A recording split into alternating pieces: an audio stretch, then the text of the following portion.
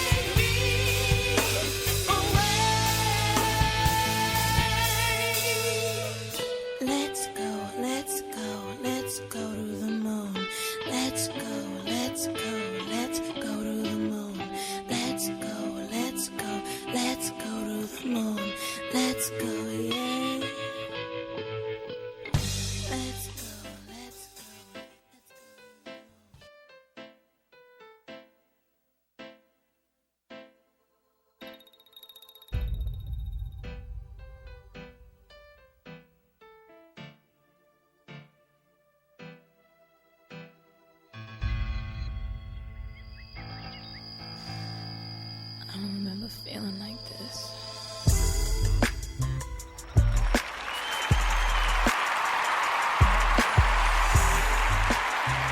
Welcome back to the show. Oh, Vince Wright, man. This is the Doug Stewart Show on the Stewart Media and Entertainment Network. Oh, Vince Wright. You know how you got your kids and you tell your kids not to do something, but they keep on, you know, they do it slightly and they'll turn around and they'll look at you.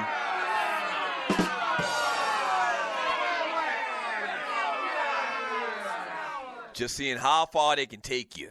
See how far they can go without, you know, before they get in real trouble. I told you not to do that. And then they do it again. They do it a little bit and they look at you and they smile.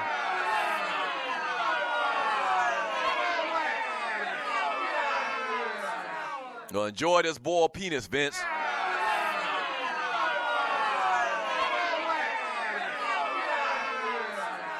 Or at least the nomination. But it's fair to say that right now you're in the leader in the clubhouse. Or almost to the clubhouse. With 6 stars by your name.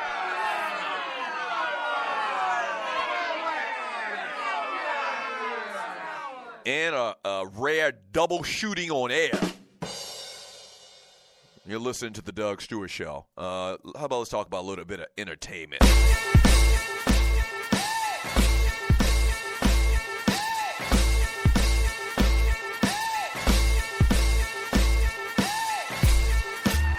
Today's date.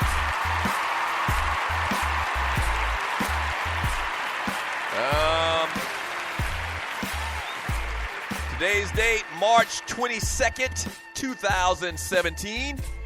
And by the way, don't forget, immediately following me today, live, not Memorex, live, right here on the Stewart Media and Entertainment Network, John Fisher's Cooking with the Microwave Patty Cake. Get it out. John Fisher's Patty Cake, Cooking with the Microwave, right here on the Stewart Media and Entertainment Network. Celebrating his 28th birthday today is J.J. Watt, defensive tackle for the Houston Texans. Happy birthday to him. William Shatner, a.k.a. Captain Kirk, turns 86 years of age today. Happy birthday to Captain Kirk.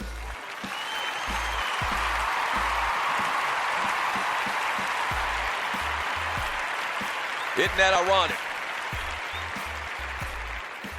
Isn't that ironic? The guy that used to bone all of the aliens, green ones too, birthday falls on Woman Wednesday.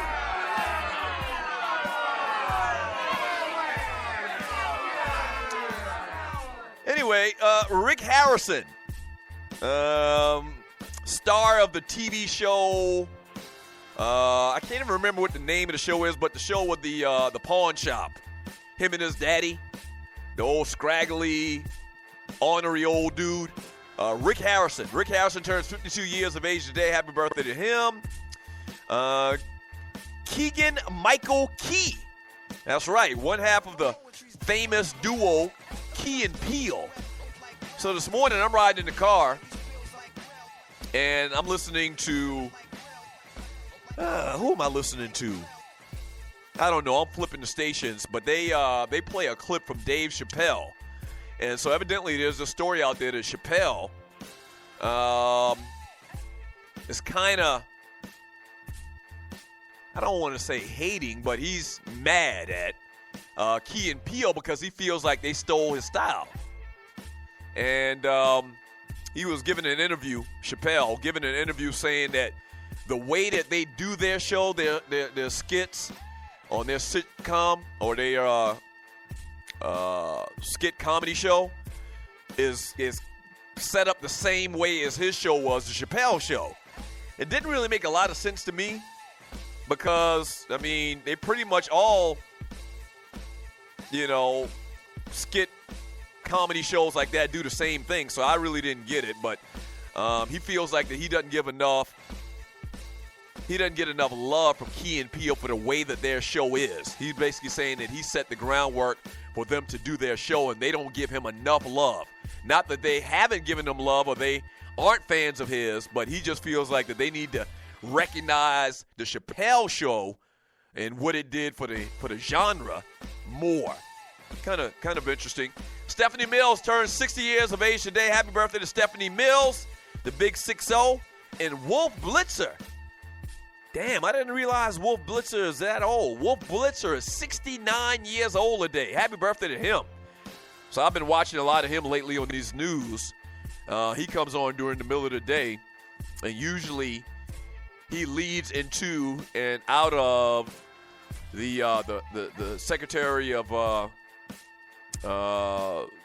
the Information Secretary Sean Spicer's daily briefing. And so Wolf Blitzer is 69 years old. Why the hell is he still working? He should be able to get Social Security, AARP, and all of that, right?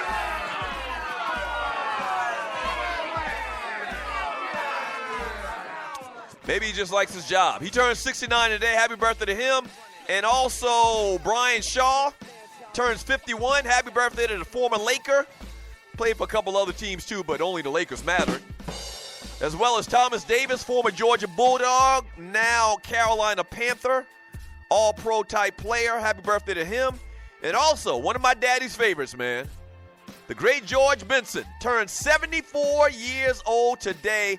Happy birthday to him.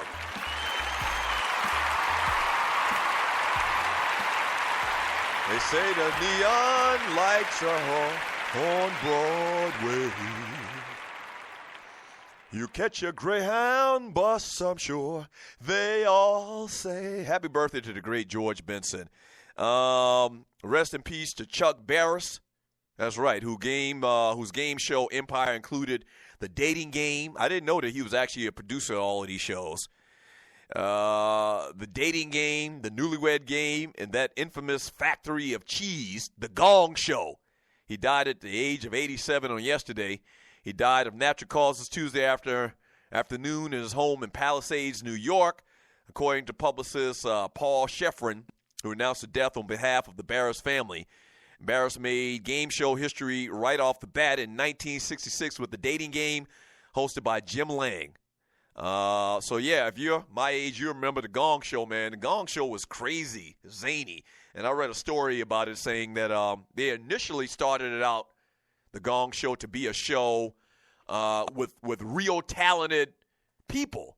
And then they did so many auditions, and Chuck Barris thought that it was funny and it was laughable that they had all of these bad performers. Kind of like what they do on the The Voice, and they show kind of like the auditions for a lot of these actors and these actresses and these performers. And so they thought that would be a good idea, man, to air a lot of the bad acts that auditioned for the Gong Show, and the rest is history. Chuck Barris, dead at the age of 87. Rest in peace. It's always confusing. It was always confusing to me, and this is crazy because the great Chuck Berry died a couple of days ago. Like, I always confuse the two names, Chuck Berry, the singer, rock and roll legend, and Chuck Barris, the host of the Gong Show. So rest in peace to Chuck Barris. Also, I mentioned earlier, let me make sure I don't have any birthdays that I forgot to mention today on the show. And you're listening to the Doug Stewart Show.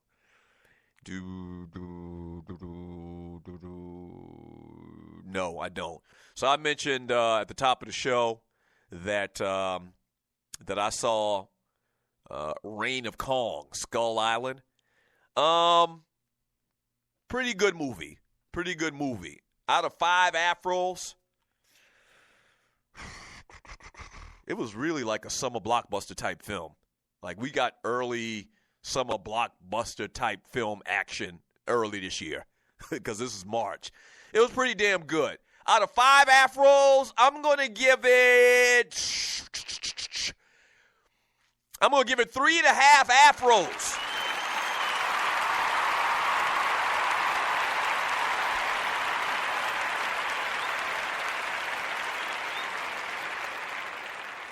I'm going to give it 3.5 afros. Pretty good story, pretty good plot. It kind of made sense. The special effects, the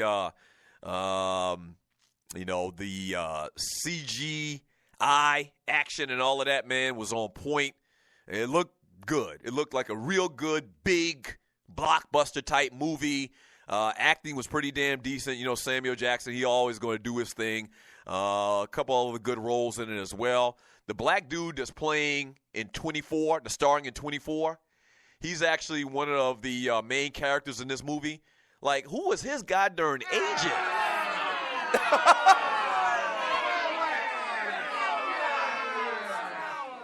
Like, he's got a pretty prominent role in this movie. So within the last year and a half, he was the main star in the NWA movie. He knocked down and secured this spot as Jack Bauer in 24, in the remake of 24, the series.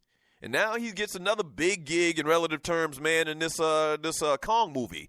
And also the dude that played Eazy-E in the NWA movie is in this movie as well. So maybe they got the same agent and he hooked both of them up. But in any regard, man, it was a pretty damn good movie. Out of 5 afros, I will give it 3.5. Go out and check it out. Kong, Reign of Skull Island. Pretty good. Wasn't disappointed. I wasn't disappointed, especially for $5. I definitely wasn't disappointed.